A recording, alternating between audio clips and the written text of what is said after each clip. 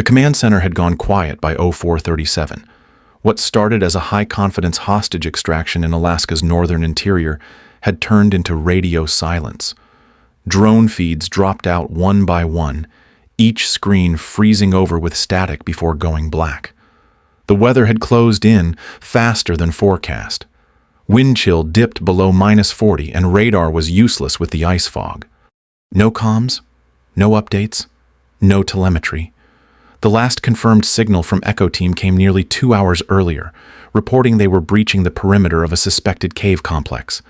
That was before the thermal sensors showed multiple overlapping heat signatures converging on the team's last GPS ping.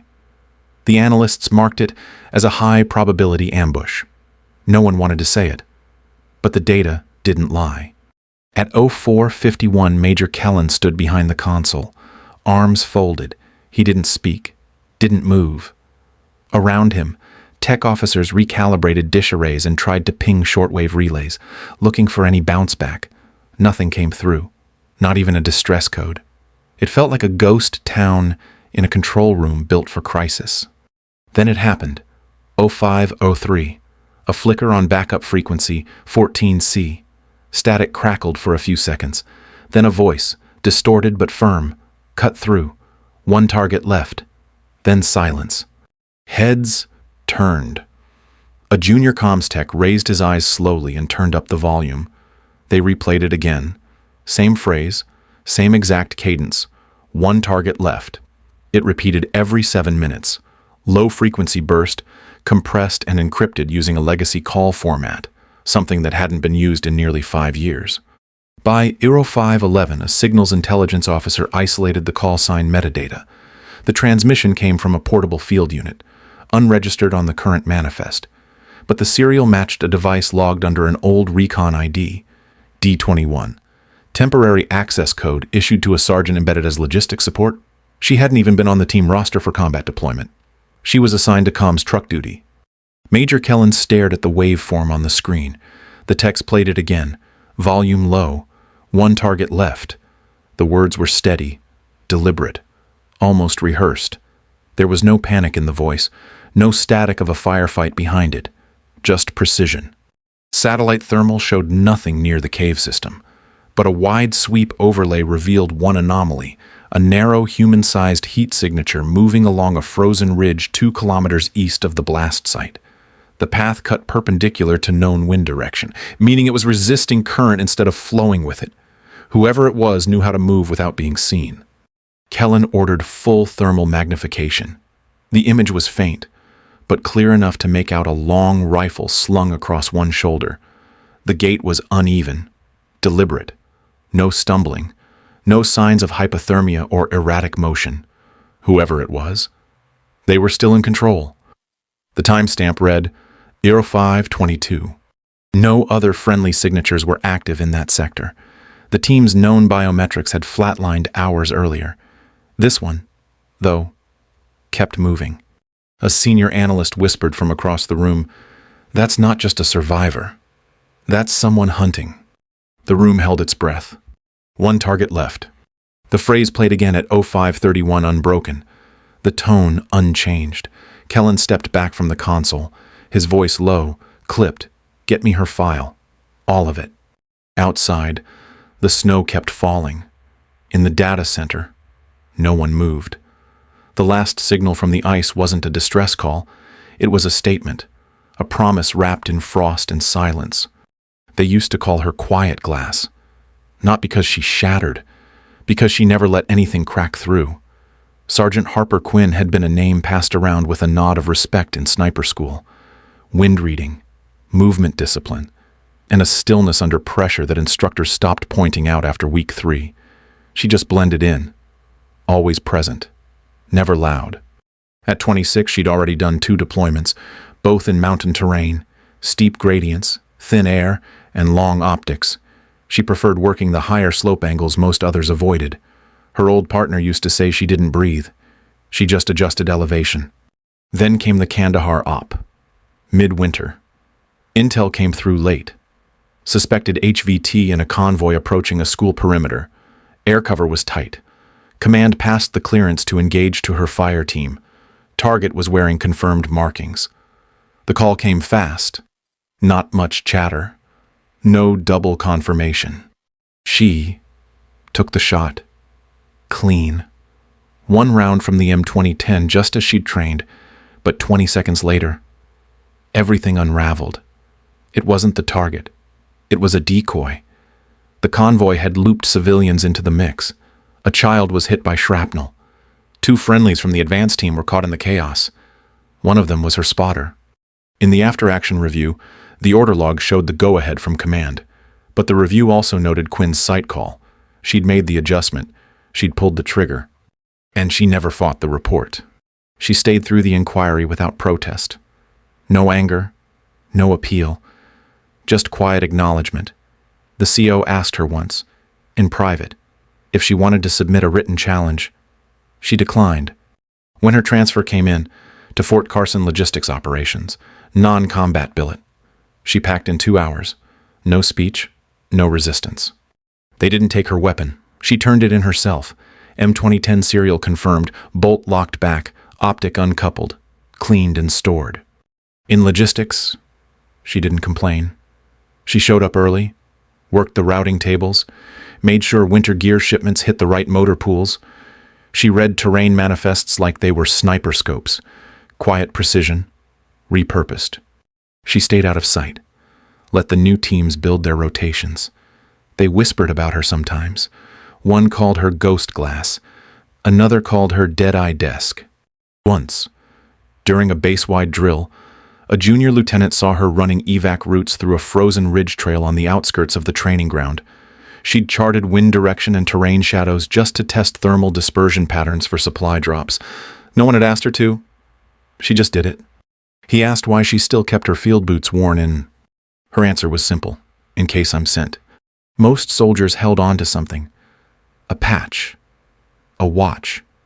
A name tape. Harper kept her silence. No medals displayed in her locker. No old photos. Just a folded terrain map of the Hindu Kush. Laminated, with coffee stains around the peaks. Once a quarter, she requalified. She wasn't required to, but the range sergeant never stopped her. She brought her own M2010 from personal inventory, scope checked, zeroed by hand. She never shot fast, but the grouping never wavered. One day, a new logistics officer caught her coming off the range. He asked, half joking, why she even bothered. Said no one was watching. Her reply wasn't sharp, just steady. That's why I train, because no one's watching.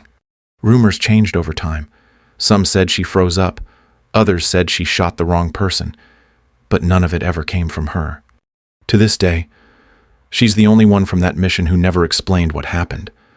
She didn't justify, didn't assign blame. She wore the outcome like she wore the uniform, with restraint. The scar on her name was never officially corrected. The command error stayed buried deep in redacted files. A footnote marked insufficient intel control. The rest pointed to her. She never looked for a way back. She just stayed in the system. Did her job, served quietly, waited without expectation. There's something heavy in that kind of discipline. A different weight than regret. More like carrying a full pack long after the trail ends, because you told yourself you'd finish the climb. And Harper Quinn never dropped her pack. At 06:00, the lights in the briefing room buzzed overhead, the kind that hummed louder when the room got quiet. Folding chairs scraped across tile, coffee steamed in hand-warming mugs. A laminated terrain map of the Brooks Range stretched across the center table. Elevation lines darkened with grease pencil. Operation Cold Echo. A hostage retrieval in one of the deadliest pockets of Arctic terrain the command had ever marked greenlit. Harper sat at the edge of the room, not at the table. Her name wasn't on the op order roster. It was listed under support logistics, 2 lines down from comms tech and chow supply. The CO stood near the map, posture locked and voice clean. Quick overview, timeline tight. Insert at 0200 via rotary wing. Primary extraction target located near a decommissioned mining station buried into the slope. risk of fortified perimeter, secondary threat exposure, sub-zero temps, gusts above 40 knots. Harper had already run the topo overlays 3 times that week. She'd modeled ingress patterns against 3 years of snowdrift data and wrote a quiet note about visibility corridors near the ridge bend. But that document sat unopened in her inbox. No one had asked for her input. Gear was laid out in crates near the back wall. Harper stepped toward hers quietly, pulled the latches one at a time, kept her eyes low. Inside M2010 ESR, the same weapon she'd once carried forward. Her name still etched on the optic mount. Nobody said she could bring it. Nobody said she couldn't. Most assumed it was for weight balance or comfort. A gesture. Nothing more. She unwrapped the scope from its cloth, lifted it against the fluorescent light, and turned the dials. Click. Windage held true. Elevation unchanged. Her fingers moved without sound, adjusting the parallax and watching for fog in the glass. It stayed clear. Across the room, a junior NCO unpacked his suppressor and muttered low, something about how cold messes with good judgment. Someone chuckled. Nobody looked her way. The comment wasn't sharp, just enough to float. The commander's eyes passed over her once. No nod. No mention. His pointer tapped through LZ markers and fallback points. She knew every one of them, had traced windbreaks across that grid with a red pencil until her fingers hurt. She stayed quiet, focused on her rifle. The others prepped their magazines and joked about MRE swaps. She unscrewed her cleaning rod and ran it through the bore in silence. She counted the threads, checked the bolt face, wiped down the firing pin channel. 3 strokes per cloth. No more. No one asked her how familiar she was with that valley. No one asked who had overlanded across those ridges last winter during equipment trials. No one remembered she had camped in those same mountains on a recon rotation 3 years earlier. She didn't bring it up. At 0712, the room cleared. Gear zipped. Radios tested. Boots moved toward the tarmac. Harper followed last, carrying her rifle across her shoulder. Not because they needed her, because the checklist said someone had to load spare batteries and thermal units onto the rear bird. She walked with her head forward, calm. She didn't expect a seat in the front. Didn't need it. She just watched the mountains as they started to turn blue through the hangar glass. Watched like someone who had been there before. And planned to go again. The UH-60s moved out just after 0330. Blades chopped low across the tree line, hugging terrain to reduce radar exposure. On board, the team sat quiet. Gear was strapped down. M4s locked.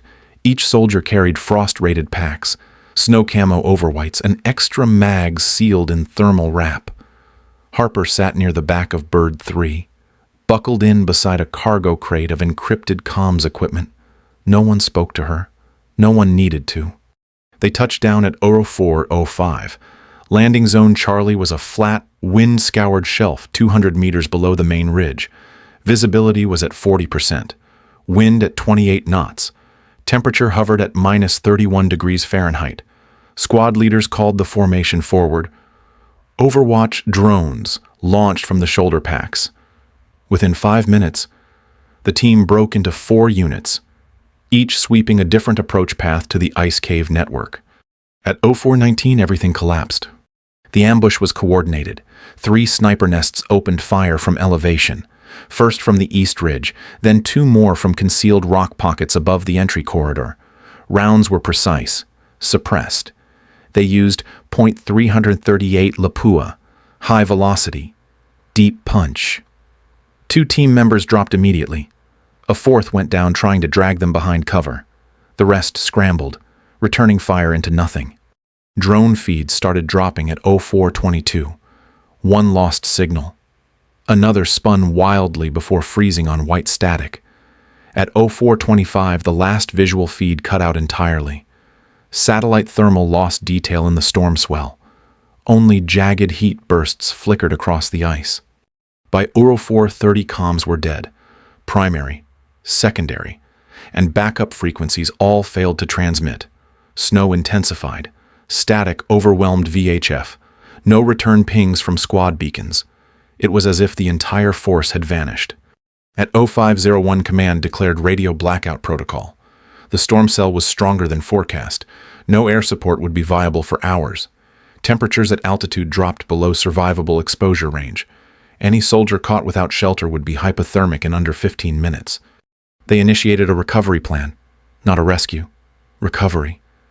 Words changed fast in that kind of weather. Then, at 0512, someone caught it.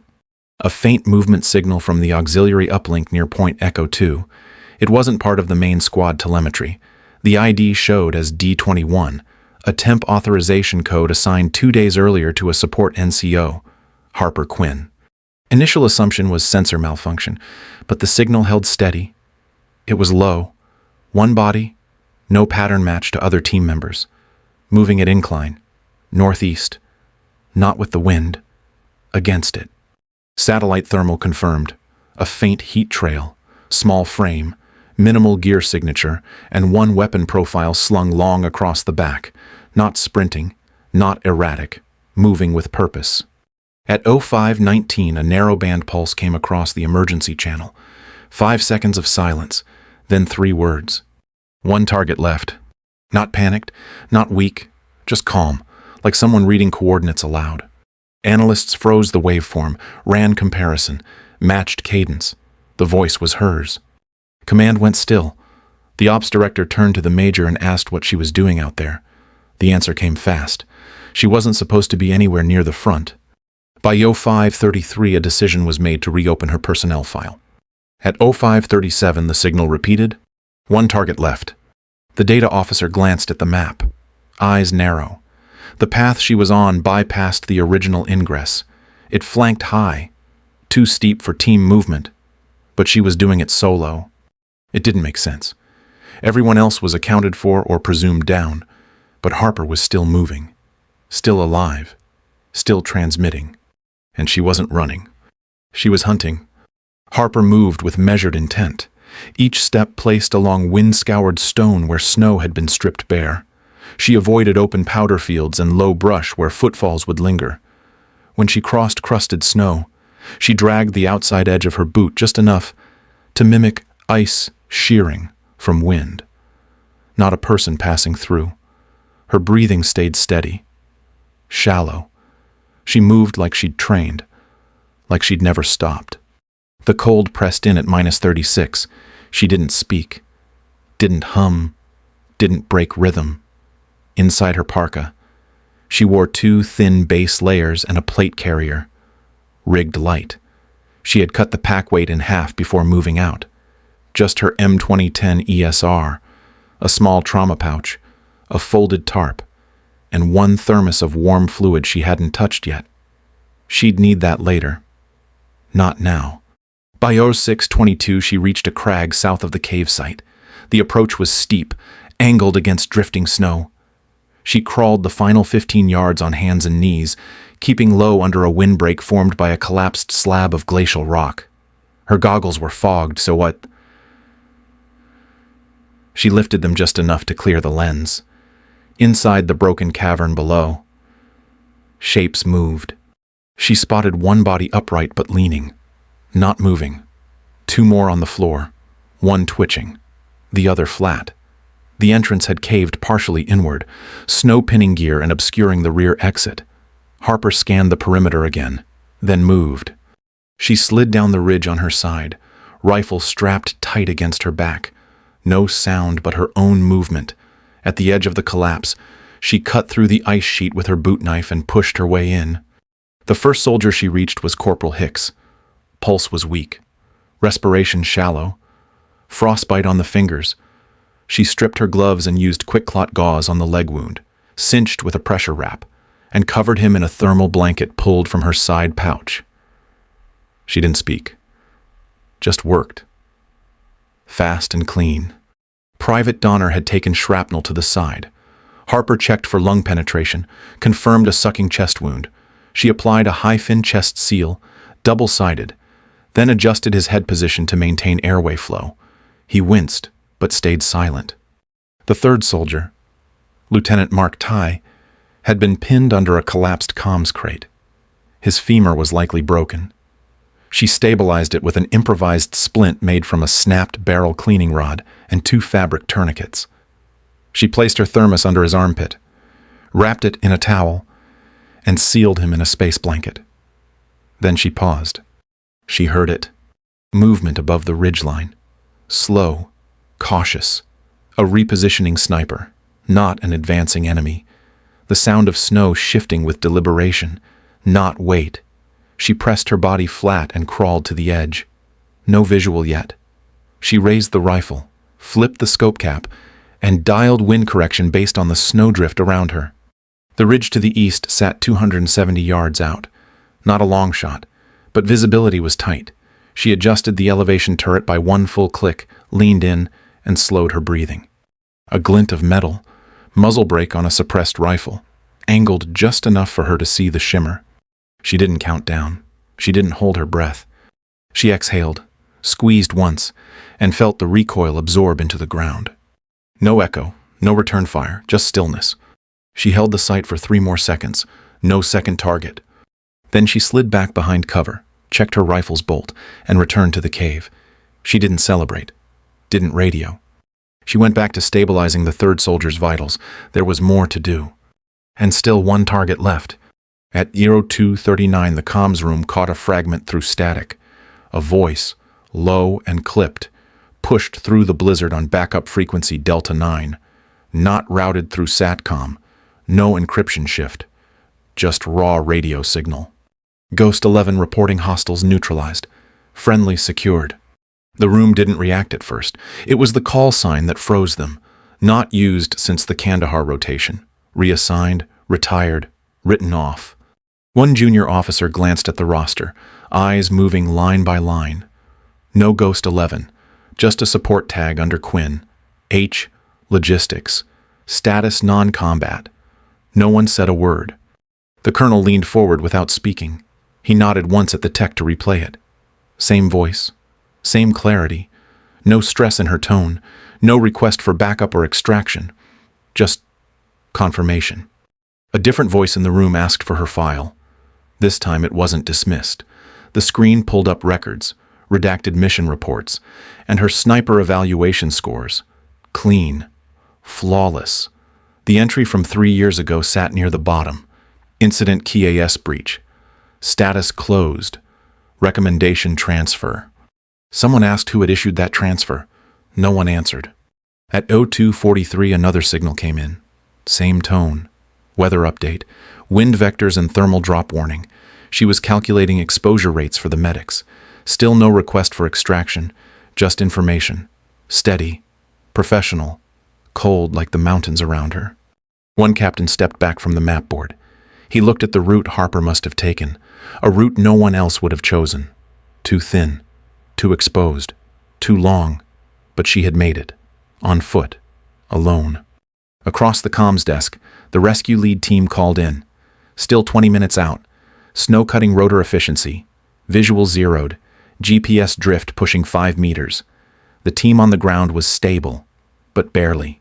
Injuries. Low core temps. No defense perimeter. If Harper hadn't reached them first, they wouldn't have lasted. The CO stared at the mission profile again. His finger paused on her name. His voice stayed even, but slower. He didn't ask how she got there. Didn't ask why she was out of position. Deep down, he already knew. The younger staff watched the feed screen with silence. A moment ago, they had assumed the mission was lost, that no one had survived the ambush. Now a forgotten call sign had returned from blackout to stabilize a wounded unit under freezing fire conditions. No medals, no headlines, just a voice they hadn't heard in years. Harper's next transmission came through at 0248. Short status report, no inflection, no complaint. Just a confirmation that the outer perimeter was now secure. The colonel stepped back from the console, quietly closed the profile window. Then he said nothing for a long time. In that silence, something shifted. Not loudly, not with orders, but with a weight that stayed in the air even as the rescue birds started final approach. Ghost 11 had been written off. She hadn't returned for recognition. She had returned for the job. And she was still out there. The rescue team made contact with the cave at 07:43. Snow was still falling hard. Visibility under 20 meters. Rotor blades strained in the crosswinds as medevac personnel moved fast across the slope, guided by thermal scans and a narrow comms ping from a preset beacon. Inside the collapse zone, they found 3 bodies wrapped in emergency mylar blankets, each stabilized with field-grade trauma supplies. One had a saline IV already started, rigged from a repurposed hydration bladder. The medics confirmed vitals on all 3. Weak, but strong enough to make it out alive. Dressings were textbook, wounds packed with quick clot, torso injuries sealed, exposed skin wrapped. Whoever did this knew trauma protocol under Arctic exposure. And they hadn't just patched the wounds. They had preserved the soldiers long enough for rescue to matter. Near the wall, under a ledge of packed ice, was a bundle of gear. M2010 enhanced sniper rifle. Bolt retracted, chamber flagged safe, optics cleaned and capped. Beside it sat a sealed medical pouch, her field radio powered off and coiled. A folded tarp. 2 rations unopened. Water purifier straw intact. It wasn't abandoned. It was stored. Purposefully. Deliberately. Harper Quinn was gone. No footprints leading out, no drag marks, just frozen silence and the distant hum of rotors fighting wind. The team searched for hours, widening the perimeter, pinging old call signs. Nothing came back. At 10:12 back at command, her file was reopened again. This time, they read it slowly. Her service record was clean. 3 commendations from prior units. 1 temporary suspension following an incident in Kandahar, where she had taken a shot under orders. That shot had killed 2 civilians and injured an allied team. But the details had been sealed in a separate folder marked Tier 2 Clearance. An intelligence officer flagged the folder. Authorization came through in under 5 minutes. The briefing revealed what Harper had never said. The coordinates she received that night were wrong. Not slightly, catastrophically. The vehicle she fired on was misidentified by overhead recon. No verification on the ground. The order to engage came from a captain in another unit, acting on partial data and urgency. Harper had requested confirmation twice, both times. It was cleared. She had followed the chain. She had trusted the process. After the fallout, the investigation had been shelved. The captain reassigned. The intel team dissolved.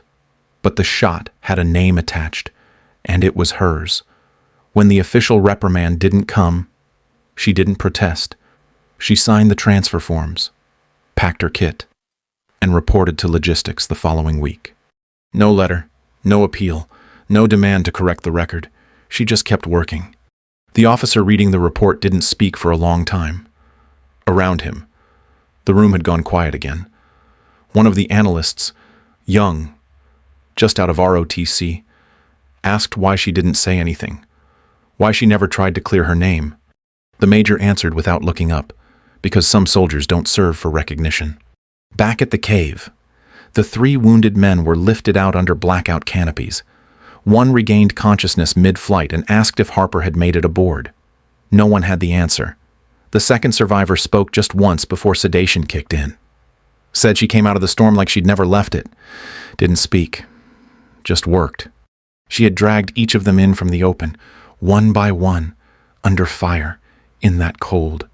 She stayed until they were safe, then disappeared.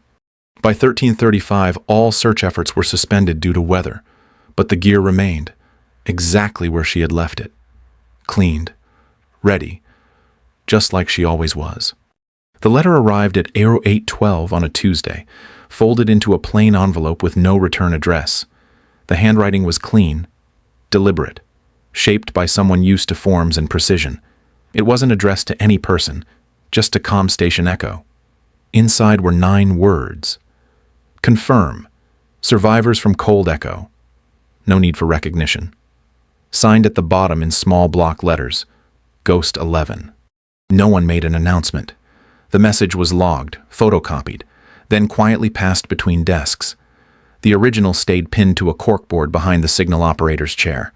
Below it, someone taped a yellow sticky note that said, "She made it." No one argued. At the winter training center, recruits started whispering the phrase again, not in cadence calls or formal debriefs, but over meals and late gear checks. One target left. A clipped transmission from a soldier no longer on the books. A file that had been marked inactive, now recalled in stories passed between units on cold nights. In the range office near the northern rifle pit, an old officer tacked up a photo. It showed Harper seated cross-legged on the concrete, M2010 laid across her knees. Her head was down, cleaning cloth in one hand, bolt assembly in the other. Beneath the photo, stenciled on scrap canvas, were 9 simple words. When no one believes in you, one shot still saves the team. The photo wasn't framed, no citation next to it, just tacked in place where boots lined up for zeroing drills. People saw it without fanfare. Some asked. Most didn't need to. Her story never went into a formal report. The final mission log listed 3 survivors and 27 minutes of incomplete drone footage. The team was marked as recovered, the operation as complete. No mention of who had stabilized the wounded, neutralized the sniper, or transmitted the last confirmed signal. But word spread anyway. It showed up in mess halls, in overheard comments before ruck runs, in instructors' quiet reminders to listen better, aim slower, and trust fewer assumptions. Nobody told it as legend. Not exactly. They told it like something that could happen. Something that did. Because it wasn't about being the best shot, or even the quietest. It was about staying when no one asked, acting when no one trusted, and walking away when no one looked. Some names live in reports, others stay in the silence after the shot. She never asked for anything. She didn't need to. Ghost 11 had already given more than most would know. And that was enough.